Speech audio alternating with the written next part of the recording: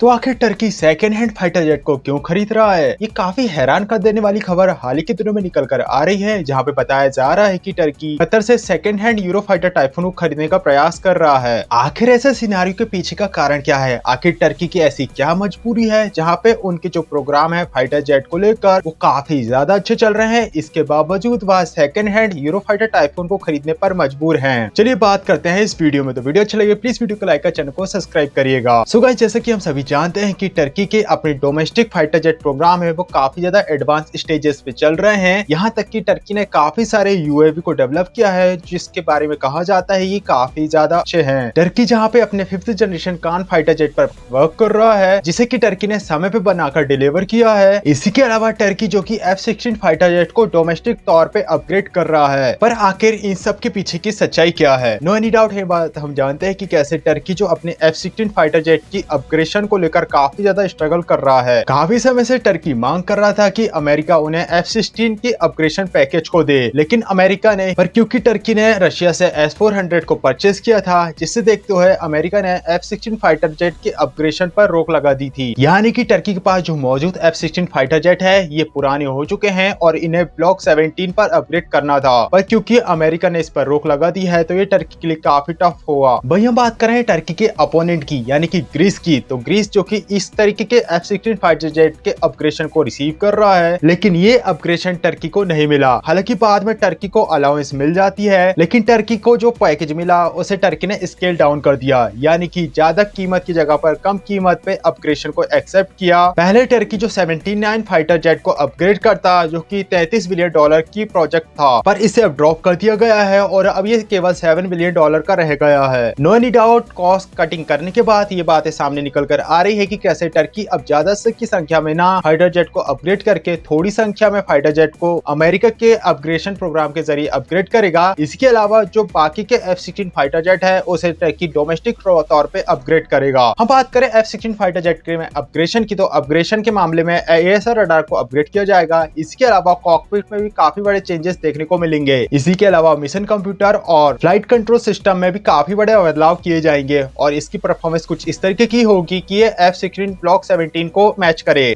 ये बात तो हो गई टर्की के F-16 फाइटर जेट की, जिससे अभी अपग्रेड करने के रास्ते में काफी बड़े रोड़ा हमें नजर आ रहा है। इसी के अलावा बात करें F-35 की, यानी ऐसा अमेरिकन फाइटर जेट जो कि सारे नाटो देश को मिल रहा है except Turkey. No any doubt Turkey की रशिया के साथ नजदीकी को देखते हुए टर्की को F-35 फाइटर जेट देने पर ब्लॉकेज लगाया गया है। वहीं हम बात करें टर्की के अपोनेंट ग्रीस की, तो ग्रीस के पास F-16 ब्लॉक 17 ऑपरेशनल मोड में आ चुका है और बहुत जल्द ग्रीस को F-35 फाइटर जेट मिल सकता है। इसी के अलावा टर्की के पास राफेल फाइटर जेट मौजूद है। यानी तुम समझ सकते हो कि अगर यहाँ पे हम दोनों को कंपेयर करें तो यहाँ टर्की काफी ज्यादा पिछड़ता हुआ नजर आ रहा है। इसी के अलावा टर्की को France Rafale fighter jet provide नहीं कर रहा। इसी के अलावा टर्की का स्वदेशी 5th जनरेशन TFX कान प्रोग्राम है, जहाँ पे इन्होंने अपने फाइटर जेट को डेवलप तो कर लिया है, लेकिन इस फाइटर जेट में जो इंजन लग रहा है अमेरिका ने उसकी लाइसेंसिंग ट्रांसफर में ब्लॉकेज लगाए हैं। यानी कि अगर यहाँ पे कुल मिला के टर्की ऐसे सिनेरियो में फंसता हुआ नजर आ रहा है जहाँ पे टर्की को अगर ग्रीस को टैकल करना है तो उसे यहाँ पे यूरो फाइटर टाइफून की जरूरत है। कंपेयर करने पर हमें नजर आता है कि कैसे जो ग्रीस की फाइटर जेट फ्लीट है, वायुसेना है, वह यहाँ पे टर्की को आउट परफॉर्म कर रही है। यहाँ पर केवल कतर ही नहीं बल्कि यहाँ पे यूके से भी टर्की ने बात की है कि वह यूके से second hand euro fighter typhoon को 40 की संख्या में परचेस करेगा, लेकिन यहाँ पे कॉस्ट को लेकर निगोशिएशन चल रहा था और डील काफी ज्यादा खिंचते हुए नजर आ रही है। पर यहाँ पे जो सबसे ज्यादा बातें की जा रही है वो है कतर से खरीदे जाने वाले यूरो फाइटर टाइफून की। यहाँ मैं आपको बताना चाहूंगा कि जो कतर के पास यूरो फाइटर टाइफून है, हालांकि वह सेकंड हैंड टर्की उन्हें जरूर खरीद रहा है, लेकिन ये काफी ज्यादा एडवांस है। नो एनी डाउट कतर अगर सेकंड हैंड फाइटर जेट के तौर पर टर्की को इन फाइटर जेट को बेचता है तो टर्की को इससे काफी ज्यादा फायदा होगा। प्रेजेंट टाइम में जितने भी एक्टिव यूरो फाइटर टाइफून मौजूद है ये उनमें वन ऑफ द एडवांस और मॉडर्न यूरो फाइटर टाइफून है। हमें यहाँ पे राफेल की स्ट्रेटेजी को भी देखना होगा। राफेल के पास इतने एडवांस यूरो फाइटर टाइफून तो मौजूद है, लेकिन वह इसे सेकंड हैंड बेचने के बारे में विचार कर रहे हैं और वह राफेल की संख्या को लगातार बढ़ते हुए नजर आ रहे हैं। इसके पीछे का कारण यह है कि यूरो फाइटर टाइफून को ऑपरेटिंग जो कॉस्ट होती है वह राफेल की तुलना में ज्यादा है। अगर यहाँ पे राफेल और यूरो फाइटर टाइफून को अगर हम कंपेयर करें लो ऑपरेशनल कॉस्ट की कैटेगरी में राफेल हमें जीतता हुआ नजर आता है। वहीं हम बात करें टर्की की, तो यहाँ पे टर्की की मजबूरी है और उन्हें केवल यूरो फाइटर टाइफून को खरीदना ही एक अच्छा ऑप्शन नजर आ रहा है प्रेजेंट टाइम में। इसके अलावा टर्की के पास एक और ऑप्शन है, वो है रशिया, लेकिन शायद टर्की यहाँ पर ऐसा कदम उठाए। टर्की ने एक बार S-400 को खरीदा, जहाँ पे उसे काफी सारे दिक्कतों का सामना करना पड़ा। और अगर वापस से यहाँ पे वह रशिया की तरफ जाता है तो नो एनी डाउट यहाँ पे टर्की नाटो का मेंबर है, हो सकता है कि उसके खिलाफ और भी ज्यादा कड़े कदम उठाएं और टर्की को दिक्कतों का सामना करना पड़े। इसके अलावा चाइना भी एक अच्छा ऑप्शन है टर्की के लिए। अब देखना यह है कि टर्की किस तरफ जाता है, क्या वह रशिया के साथ डील करेगा या फिर चाइना से फाइटर जेट को खरीदेगा, जहां पे टर्की को J-10 फाइटर जेट मिल सकता है। और क्या वह कतर से second hand euro fighter typhoon खरीदने में सक्सेसफुल हो पाता है। कमेंट बॉक्स में अपना ओपिनियन जरूर शेयर करिएगा कि आखिर टर्की को क्या करना चाहिए। सो गाइस, मिलते हैं नेक्स्ट वीडियो, तब तक के लिए जय हिंद, जय भारत।